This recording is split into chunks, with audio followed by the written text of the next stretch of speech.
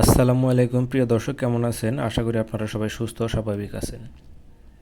আজকে আপনাদেরকে জানাবো এবার সেন্ট মার্টিনগামী জাহাজ কোথা থেকে ছাড়বে, ভাড়া কত এবং কত ঘন্টা সময় লাগবে।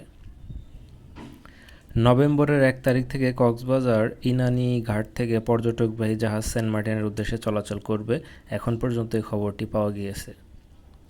ইনানির সমুদ্র সৈকতে বাংলাদেশ নৌবাহিনীর একটি জেটিঘাট রয়েছে, আর সেখান থেকে 3টি শিপ চলাচল করবে। শিপ 3টি হলো এমবি কর্ণফুলী এক্সপ্রেস, এমবি বেওয়ান এবং এমবি বারোয়াউলিয়া। ইনানি থেকে সেন্ট মার্টিনের ভাড়া 1800 টাকা থেকে শুরু হয়ে 30,000 টাকা পর্যন্ত। এটা রাউন্ড ট্রিপের ভাড়া, অর্থাৎ যাওয়া এবং আসা।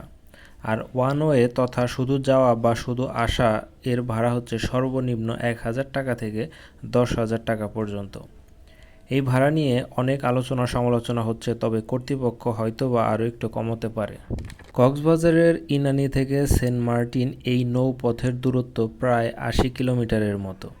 যেতে সময় লাগবে কম বেশি 4 থেকে 4.5 ঘন্টা। এবছর একই সময়ে টেকনাফ ঘাট থেকে শিপ চলবে কিনা এখন পর্যন্ত নিশ্চিত করে কিছুই বলা যাচ্ছে না। নাফ নদীতে নাব্যতা সংকট থাকায় এবং মিয়ানমারের অভ্যন্তরীণ সংকটের আজ সীমান্ত এলাকায় এসে পড়ায় প্রশাসন এ দিকগুলো নিয়ে কাজ করছে। তবে পর্যটকদের কথা চিন্তা করে কর্তৃপক্ষ হয়তোবা টেকনাফ সেন্ট মার্টিন রুটে পর্যটকবাহী জাহাজ চলাচলের অনুমতি দিবে বলে আশা করা যায়। এই রুটে জাহাজ চলাচল করলে তা পর্যটকদের জন্য বেশ সাশ্রয়ী হবে। ইনানি থেকে সেন্ট মার্টিন এই রুটে যে ভাড়া নির্ধারণ করা হয়েছে তা সবার জন্য একটু কষ্টকর। কর্তৃপক্ষকে পুনরায় বিবেচনার অনুরোধ থাকবে। যারা বাজেট ট্রাভেলার আছেন কিংবা যে সকল ট্যুর গ্রুপগুলো ট্যুর হোস্ট করে থাকে তাদের জন্য এই ভাড়া সমস্যায় ফেলবে। এই জাহাজগুলো একটু বিলাসবহুল, তবে ওপেন ডেকের ভাড়া 2500 টাকা। এটা একটু বেশিই বটে। আপনারা যেহেতু পর্যটকদের সেবা দিয়ে থাকেন, তাহলে পর্যটকদের কথাও মাথায় রাখার প্রয়োজন বোধ করি।